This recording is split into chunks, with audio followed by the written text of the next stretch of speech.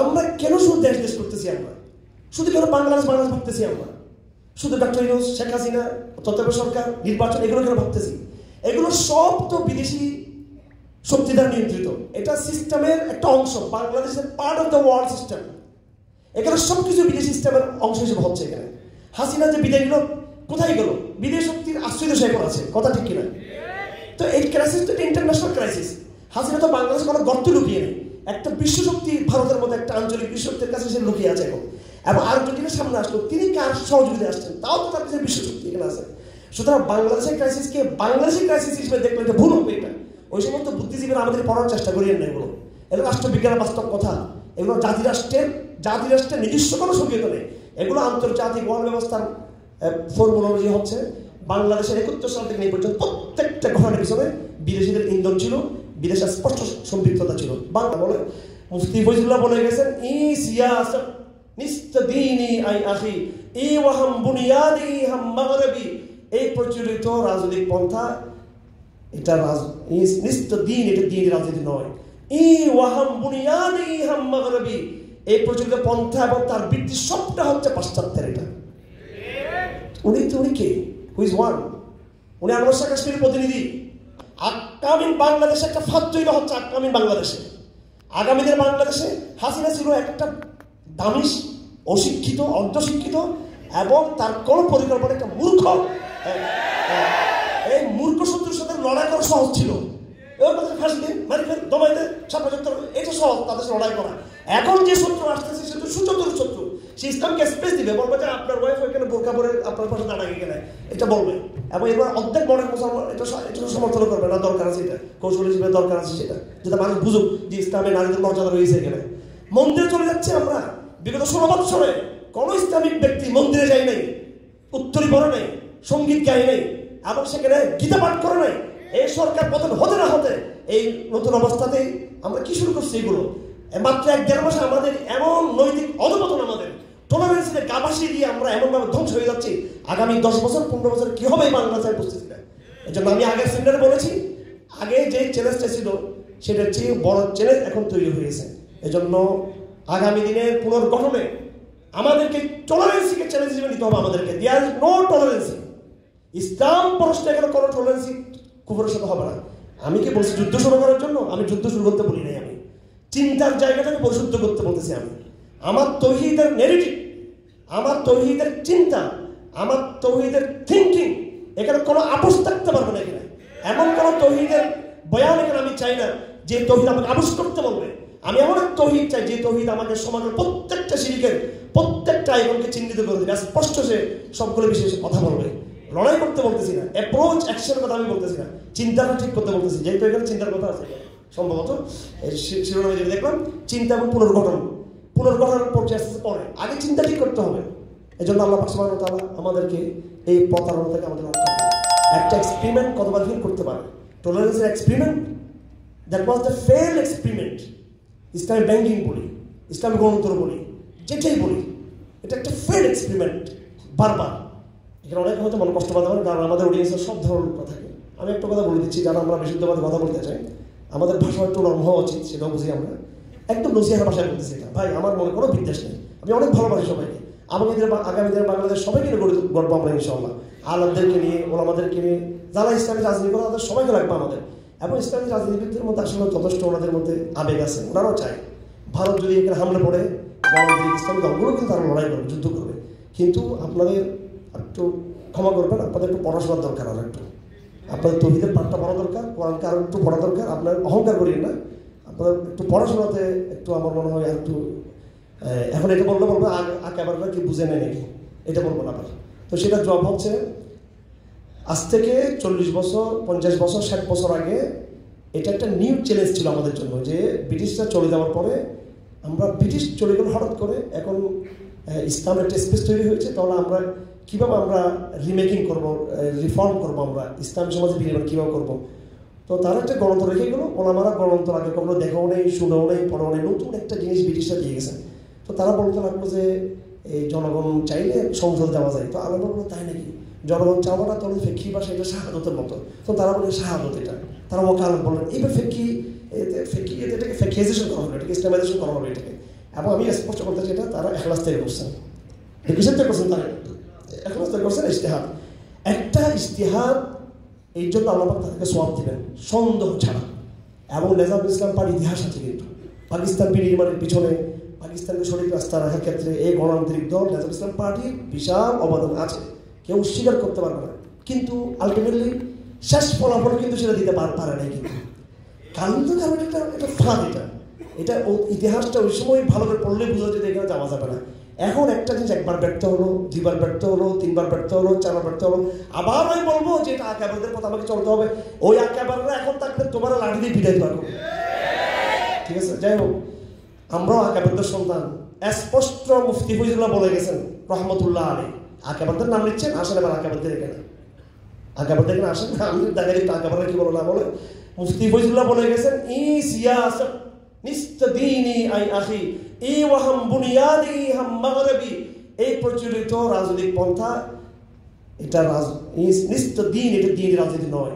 ই ওয়াহাম বুনিয়াদি হাম মাগরিবি, এই প্রচলিত পন্থা এবং তার ভিত্তি সবটা হচ্ছে পাশ্চাত্যের। এটা উনি কে? Which one? উনি আনোয়ার শাহ কাশ্মীরের প্রতিনিধি, আনোয়ার শাহ কাশ্মীরের ছাত্র। তিনি বাংলাদেশে একজনই গ্রাম মুফতি ছিলেন, তিনি ছিলেন মুফতি ফয়জুর রহমতুল্লাহ আলাইহি। তার আগেও ওইভাবে নাম ফেমাস হয় না, যদিও আরো মুফতি আবুল হাসান ছিলেন রহিমাহুল্লাহ তাআলা, ওনার নামটা বেশি পরিচিত হয়েছে। এরপরে ওইভাবে আর কেউ নাম আসে না সেভাবে। এরপরে আসেন আপনি আরো যারা আঁকা আছে তাদের বক্তব্য, আশরাফুল ইসলাম সব বক্তব্য আমরা দেখি। উনি পাকিস্তান আন্দোলনে ওনার কন্ট্রিবিউশন ছিল, কিন্তু উনি ইসলাম ও রাজনীতি বইয়ের মধ্যে কি লিখে গেছেন। যাই হোক, আমরা তর্কের ভাষাতে আমরা কখনো যাবো না। আমি আবারও বলে দিচ্ছি, এই যে কথাগুলো বলতেছি, এই কথাগুলো দিয়ে একটা কন্ট্রোভার্সিয়াল যেন নেগেটিভ তৈরি না হয়, এই কথাগুলো তার চিন্তার একটা দরজা খোলার জন্য জাস্ট এই কথাগুলো বলতেছি। দেখেন, আমাদের যারা এখানে ইসলামী রাজনীতিতে সম্পৃক্ত ভাইরা আছেন, আপনাদের উদ্দেশ্যে বলতে চাই, আমরা তো এই দেশে দাওয়ার কথা বলতেছি, এবং আপনারা অনেকে মনে করেন যে গণতন্ত্র সমালোচনা করেই আমরা সশস্ত্র বিপ্লব ডাক দিচ্ছি। এটা আমরা আমাদের কোনো বক্তব্য বলছি বাংলাদেশ সশস্ত্র বিপ্লব করার জন্য? কোনো বক্তব্য পাবেন এরকম? আর আমাদেরকে একটু চিনবেন, আমরা পড়াশোনা করার চেষ্টা করি, ওই সাপের লেজটাকে আমরা গড়িয়ে পড়ার সময় হয় আমাদের, সাপের লেজটাকে সাপের মাথাকে চিনছি আমরা আরো বহুত আগে থেকে। ওইটাতে ইনশাআল্লাহ ওষুধ দেওয়া চলতেছে, ঠিক আছে? সাপের মাথা আগে দুটো ছিল, এটা 20 শতাব্দীর মর্যাদা বলে গেছেন একদম সরাসরি। যাই হোক, উনি বলছেন সাপের দুটো মাথা ছিল, একটা মাথা ছিল পূর্বে, একটা মাথা ছিল পশ্চিমে। উনি নিজে বলতেছেন যে পূর্বের মাথাটা আপনার একদম ছেঁচে মাথাটাকে একদম ধ্বংস করে দিয়েছে, আর কমিউনিজম আর দাঁড়াবে না। এখন সাপের 8টা মাথা আছে, ওই মাথা ধ্বংস না হওয়া পর্যন্ত এখানে ইসলামী রাষ্ট্রের স্বপ্ন, এটা অলিক স্বপ্ন, এটা দিবা স্বপ্ন আমাদের। এই জন্য আমার দ্বিতীয় পয়েন্ট হলো, দেশীয় পারপাস আমি বলছি, টলারেন্সিতে যাওয়া যাবে না কোনোভাবে, খুব সাবধান থাকতে হবে। দ্বিতীয় পয়েন্টটা হলো, আমরা কেন শুধু দেশ করতেছি, আমরা শুধু কেন বাংলাদেশ ভাবতেছি, আমরা শুধু ডক্টর ইউনূস, শেখ হাসিনা, তত্ত্বাবধায়ক সরকার, নির্বাচন, এগুলো কেন ভাবতেছি? এগুলো সব তো বিদেশি শক্তি দ্বারা নিয়ন্ত্রিত, এটা সিস্টেমের একটা অংশ, বাংলাদেশের part of the world system. এখানে সবকিছু বিদেশি সিস্টেমের অংশ হিসেবে হচ্ছে। এখানে হাসিনা যে বিদায় নিল, কোথায় গেল? বিদেশ শক্তির আশ্রয় দেশে এখন আছে, কথা ঠিক কিনা? তো এই ক্রাইসিস তো একটা ইন্টারন্যাশনাল ক্রাইসিস। হাসিনা তো বাংলাদেশ কোনো গর্ত লুকিয়ে নেই, একটা বিশ্বশক্তি ভারতের মধ্যে একটা আঞ্চলিক বিশ্বশক্তির কাছে সে লুকিয়ে আছে এখন। এবং আর্জেন্টিনার সামনে আসলো, তিনি কার সহযোগিতা আসছেন? তাও তো তার কাছে বিশ্বশক্তি এখানে আছে। সুতরাং বাংলাদেশের ক্রাইসিসকে বাংলাদেশের ক্রাইসিস হিসেবে দেখলে এটা ভুল হবে। এটা ওই সমস্ত বুদ্ধিজীবীরা আমাদের পড়ার চেষ্টা করিয়েন না, এগুলো রাষ্ট্রবিজ্ঞানের বাস্তব কথা। এগুলো জাতিরাষ্ট্রের নিজস্ব কোনো সক্রিয়তা নেই, এগুলো আন্তর্জাতিক ওয়ার্ল্ড ব্যবস্থার ফর্মুলজি হচ্ছে। বাংলাদেশের 71 সাল থেকে এই পর্যন্ত প্রত্যেকটা ঘটনার পিছনে বিদেশিদের ইন্ধন ছিল, বিদেশের স্পষ্ট সম্পৃক্ততা ছিল। বাংলাদেশের বিগত হাসিনা আমলের যতগুলো নির্বাচন হয়েছে, প্রথম নির্বাচন ভারত স্পষ্ট এর পক্ষে ছিল। 14 সালের নির্বাচনে আমার স্পষ্ট মনে আছে, এবং তখন ভারত বলেছিল একটা নির্বাচন হয়ে যাক, তারপর আমরা আবার 1 বছর পর আবার নির্বাচন দিব। এবং তুফাইল সাহেব বলেছিলেন যে আমরা এই নির্বাচন করে আমরা বেশি দিন, আমরা 5 বছর থাকবো না। আমার এখনো মনে আছে, বিবিসির সাক্ষাৎকার দিয়েছেন যে আমরা অধিসত্ব নির্বাচন দিব, 1 বছর পর হাসিনা তার কথাটা রাখলো না। তখন ভারতের সহযোগিতা হলো। এরপর 14 সাল থেকে যখন 18 সাল আসলো, তখন আমরা দেখলাম যে নতুন কি হতে পারে। তখন আমার অনেক তথ্য আছে, প্রচুর তথ্য আছে সেনাবাহিনীতে, অনেক বন্ধু বান্ধবরা যারা আমাদের কারা টাকা খাইছেন তারা সব স্বীকার করছে আমাদের কাছে। আমার একজন টাকা খাই না, সে আমি আমার আনছিল টাকা, আমি নৈতিক দায়িত্ব টাকাটা খাইনি আমি, কিন্তু আমার বসরা, আমার বন্ধুরা, কলিগরা সবাই টাকা খাইছেন। যাই হোক, ওগুলোর কথা সাহস করে কথা বলবেন, সাহস করে কথা বলে ফেলবেন, তখন ভয় পাবে, কথা না বলে আর ভয় পাবে না।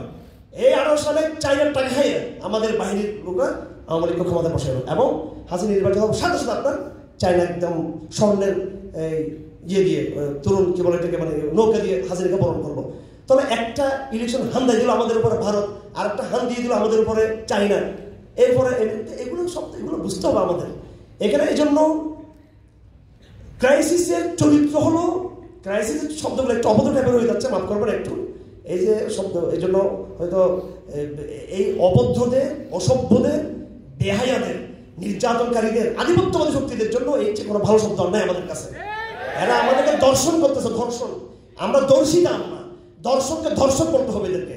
ধর্ষণ বললে এটা একটা স্মার্ট ভাষা আর কি, হান্দান মন্দান বললে এটা একটু মানে হয়তো এটা একটু অভদ্র গ্রাম্য টাইপের ভাষা হয়ে যায় আর কি। গ্রাম্য ভাষা বললে মানুষ রাজি নেই।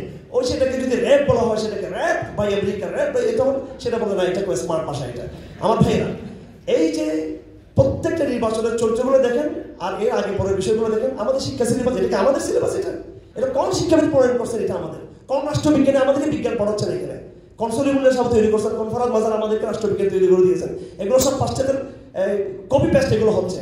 আমাদের অর্থনীতি বলি, আমাদের শিক্ষা সিলেবাস বলি, আমাদের রাজনীতি বলি, নির্বাচন বলি, কোনোটাই কিন্তু বাংলাদেশ থেকে নিয়ন্ত্রিত না।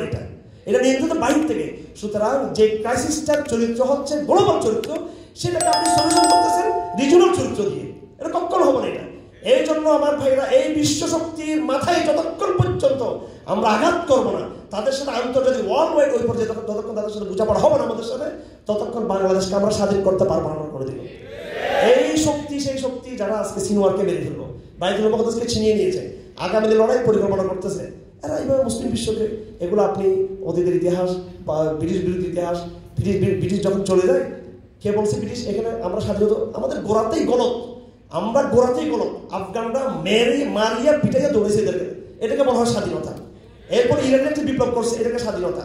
এরপরে আপনার চাইনিজরা বলে, রাশিয়ানরা বলে একটা বিপ্লব ঘটেছে। আর ব্রিটিশ থেকে আমরা এটা ওদের সাথে দেন দরবার করে আমরা এটা বিজ্ঞানী রাষ্ট্র, এটা আমরা দেন দরবার করছি ওদের সাথে। কারণ ওরা যুদ্ধ করে যখন দুর্বল হয়ে গেল, তখন এরাও চারটে রাষ্ট্র ছাড়ার জন্য, তখন মুসলিম লীগ, এরপরে কংগ্রেস আলোচনা করে জাস্ট একটা পাওয়ার ট্রান্সফার করা হয়েছে, এটাকে নাম দিয়েছে আমরা স্বাধীনতা। গোড়াতেই কোনো আপনি আমাদের বয়ান তো অনেকের কাছে একটা জঙ্গিবাদী বয়ান মনে হতে পারে, এবং আমাদের দুর্ভাগ্য যে কোনো শরীরের কথা বললো জঙ্গিবাদ, মানে সবটা জঙ্গিবাদ। আমাদের কথাগুলোকে রাষ্ট্রবিজ্ঞানের জায়গা থেকে আপনারা মূল্যায়ন করুন প্লিজ। আসুন, তাহলে আমরা ক্রাইসিসটাকে চিহ্নিত করতে পারবো। ক্রাইসিসকে যত বেশি চিহ্নিত করতে পারবো, সমাধান তত বেশি বেরিয়ে আসবে।